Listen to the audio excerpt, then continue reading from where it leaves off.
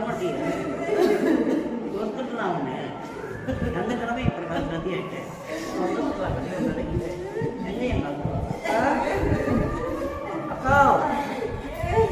அக்கா என் பார்க்க முடியல அக்கா யாசை கட்டின மாம்பா வரலையா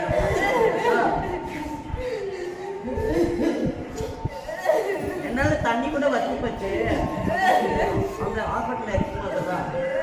அழுது தண்ணியை வச்சு போச்சு மாமி